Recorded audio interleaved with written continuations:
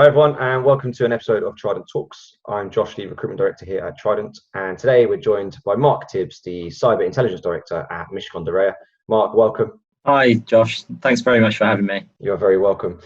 So Mark, wanted to get you on. I've had throughout the whole of lockdown, and just wanted to really just, I suppose, well, to have a chat with you more than anything, but just understand also way more about Mishcon, the services you offer, and you guys as a consultancy. But why don't we start with yourself? So if you wouldn't mind to explain, who are you, what's your background, and how did you get to being the Int Director at MDR? Sure, thanks. So my pathway to this job is probably not very typical in cybersecurity. I probably must be about 12 or 13 years ago now, I joined I applied for what was then the National Criminal Intelligence Service. But actually, by the time I joined it had become the Serious Organised Crime Agency in the UK. And actually, I wasn't working in cyber. I was working, speaking with financial services, but I was doing a bit of work with our cyber team. Applied for a job as an intelligence analyst, and then I spent 8 years as an intelligence analyst and sort of leading teams of analysts doing what's called sort of targeting. So it was finding out who people were, what they're up to, groups of high-end cyber criminals, usually Russians, and working with international partners, the FBI. I spent 3 months in Washington on a secondment there, working on a project on things like bulletproof hosting. So that was kind of my first foray into cyber. And then I spent 3 years with a startup company called Digital Shadows, I'm still very friendly with, who do digital risk monitoring. And in that role, I was leading a team of analysts doing strategic intelligence products for our clients. And then I moved to Mishcon. So nearly 3 years ago now, I met the practice partner, Joe Hancock, and the job description was such that it was very much in my sweet spot. It was a mix of cyber and investigations, which was exactly what I kind of my experience, my past experience, lent itself to that role. The role is more diverse than a lot of threat intel shops, as you sort of alluded to. It's not just around cyber threat, although we have incident responders and we provide threat intelligence services. We also provide sort of open source intelligence services for our lawyers on cases. We help them with basically any investigatory needs as well. Nice. How did Mishcon come about then? So you said Joe's the partner. Was it that the need and the requirement just increased through the partners and the lawyers? So Mishcon is a mid-tier, I suppose, in terms of size. Silver Circle law firm. It's got about over 1,000 employees. So it is in the sense a traditional law firm. We've got a large litigation practice, but we have family practice. We have private clients. It's not just corporates. It's quite a diverse firm in the sense that of the different types of law that we practice. But increasingly, probably about 3 years ago, when the MDR Cyber was set up, which is the team I'm in, increasingly I think the firm was seeing incidents involving cyber attacks and sort of our customers and clients wanting advice around cybersecurity. And it was becoming an increasingly important need to be able to offer those services as well. And in terms of investigations, just understanding what information can be gathered from the internet to help with cases. So it just became an increasing need for that kind of those kind of services, and it's just continued. So we've diversified in terms of the services that we initially offered to what we offer now. We've got a very broad range of services, but we incident response is one of our sort of key services that we provide. If you're a client of a law firm, you have a lot of trust in your lawyers usually, and you will go to them with all sorts of problems. So it could be a personal problem, it could be a business problem, but it also could be like a cybersecurity issue that you're trying to deal with. And often it's quite sensitive. There's regulatory issues involved, things like that. So our clients come to us because they trust us to help them, and now we have a sort of specialised service to help them, recover, remediate, and also I think the key difference in the kind of model that the MDR Cyber and Mishcon have is that we are combining not just technical skills to help recover from incidents, but also we work very closely with our lawyers, hand in glove, to help our clients make recoveries, and take injunctive measures against, the criminals, if it's cybercrime. For example, for example, with a BEC fraud, like a business email compromise, not only can we tell our client this is how it happened, and here's what you should do to make sure it doesn't happen again, but we can also say, let's go and get you your money immediately, so you can go and get it back. So there's lots of tools in the toolbox in civil injunctions, but also we have private prosecutions. We can potentially take people to court and prosecute them under criminal law. So there's lots and lots of things that a law firm and a cybersecurity consultancy can do together, which sort of sets us apart a bit from, I wouldn't call them our competitors, but I suppose the rest of the industry, in a sense, because a lot of the rest of the industry is based around just the technical aspects of cybersecurity and how it's happened and how to remediate. Nice. And what is the role of an intelligence director? So just you as a director, are you mainly orchestrating and coaching the team? Are you also very client facing and you're still getting hands dirty and doing investigations and leading on projects? Yeah, it's player manager kind of role. So because we are a small team, I get involved in quite a lot of stuff. I mean, the core role is to manage the team of analysts and to promote our services, I suppose, as well.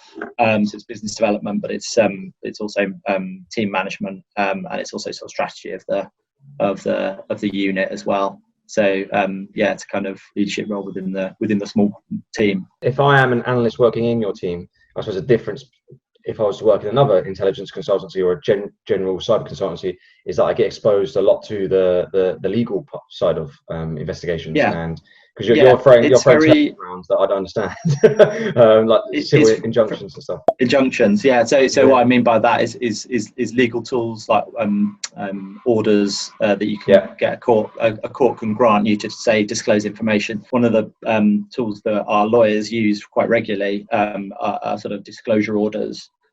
So we'll go to a service provider, say a domain registrar or an ISP or something like that, and say we want the records because there's been some wrongdoing and you're mixed up in it, and this is why we need it, and it'll have to be granted by a court, granted by a judge, to say you can have those records, and have compelled the service provider to provide that information, and then we can use that in our intelligence cycle to then find out more information about either attribution or following the money or whatever it might be. So that's the kind of the idea anyway. Yeah, I can imagine it'd be quite helpful when you're doing things like website takedowns. Yeah, you can get exactly. So exactly, you get a request from a law firm. It's got slightly more gravitas than from someone else. And then also there are sort of measures that we could go to compel providers to do certain things or to not do certain things.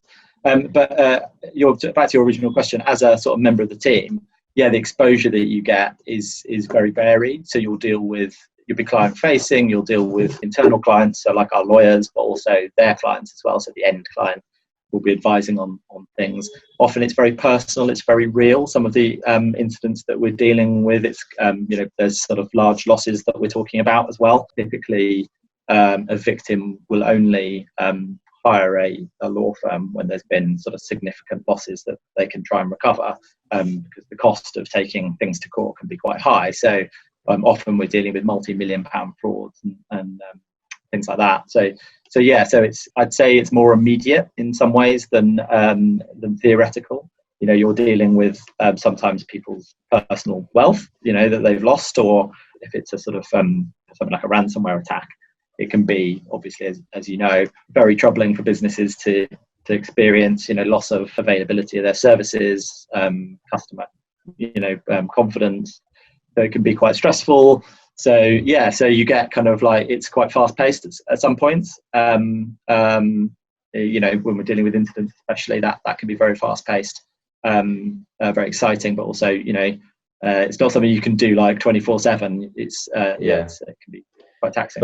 Yeah. Do you find that also your team have to sign a lot of like NDAs before they engage with clients on projects, and when there's big issues that obviously, if they were to hit the press or become public, can obviously be detrimental to a business? So as a law firm, we're bound by certain rules about how we deal with our customers, and so like all of our clients, it's all contracted and very confidential. I mean that's very typical of any law firm. to work, confidentially. There's a what's called legal privilege wrapper that a lot of our work gets wrapped up in, which means that it's sort of protected as well. So it's almost like the benefit of clients when they come to you guys is that they have almost like that not guaranteed trust, but like it's almost immediate trust, isn't it? That you are a law firm, you aren't just a consultancy, that you are bound by other rules, and yeah, it's just that immediate kind of familiar ground of just trust. We are a regulated entity, as all solicitors in England and Wales are. So yeah, there's very strict rules that we have to abide by.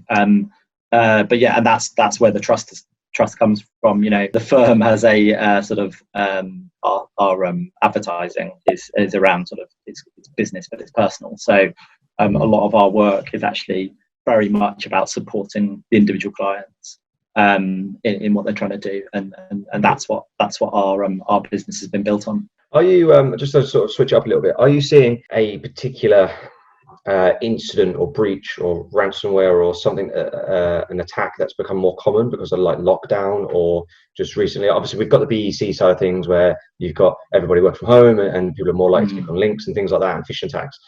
Are you seeing the same? Is that what you're getting a lot more of? Yeah. So I mean, our sweet spot is fraud and financial crime. So by the nature of what we offer in terms of our fraud litigation team, we often get involved in those kind of cases. But yes, BEC fraud, sort of large BEC frauds, ransomware, of course, is a problem that's not going away and it's getting worse. So those two are kind of the ones that we tend to get involved with most, but we get involved with a variety of, not quite as severe attacks as well. Like our customers often experience incidents that they just need assurance of, or they need some sort of, to make sure they've done the right thing to mitigate it or whatever it might be. So it's not just those two things, but yeah, those are the ones that sort of obviously the most damaging, sort of biggest losses, and obviously the biggest problems for businesses if they can't operate. Okay, yeah, interesting. I think it's quite a common theme I think across the industry at the moment. Yeah. So moving on to our kind of last point then. You're obviously very much so at the forefront, I suppose, of like you said, incidents, breaches, issues in the industry. What do you think the future of, and again, it's a broad question, of cybersecurity consulting, and are you seeing trends that or is there something trending, or are you seeing kind of you guys are focused on one particular thing at the moment, or planning for the future? Well, I mean, I guess it's sort of continuing the theme really, in the sense that we think that there's going to be much more cross disciplinary kind of activity in terms of cybersecurity. So you're already finding, banks are pushing together fraud and cybersecurity teams, for example. We think that mix of investigation, incident response, and legal response is probably going to be, the way that cybersecurity is going to change, and that's why we've developed a business to help support that kind of thing. But there might be other ways that they become cross-disciplinary as well. I mean, in terms of the future of cybersecurity, I think there are a bunch of things that are coming around the corner. We've written a little bit about sort of fraud and cybersecurity, I suppose. We've written a little bit about deep fakes and the kind of challenges that they are going to present. We can sort of see that coming around the corner, I guess. Balkanization of the internet, so like splinternets and things like that, are going to probably, I imagine, start presenting a whole new set of challenges when that starts to become a reality, if it ever becomes a reality. But yeah, there's a whole bunch of kind of like on the macro level, I suppose, those kind of issues that are going to become more prevalent. There's like political issues as well.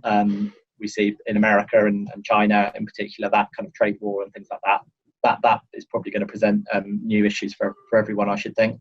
But yeah, so on a macro level, I think that's where we're heading, sort of mid to long term future, I suppose. And then in terms of how the industry responds, change of technology, I think there's going to be a change of the way that incidents are dealt with, and not just a technical level, but also on a kind of legal level as well. Yeah, awesome. Are you seeing as well more and more law firms or solicitor firms setting up the likes of consultancies so are you seeing more competition in that space? We're aware of a few others, but actually we're relatively unique as far as we're aware. Yeah. So I do know that, particularly in the US, there's a lot of law firms that have sort of in-house investigators, but usually that's sort of on traditional investigation rather than cybersecurity. So it's not something that's particularly common. That may be something that starts to develop as time goes on. Yeah, but you're 3 years more mature than any other consultancy that comes around the corner. So yeah, let's hope so. Yeah,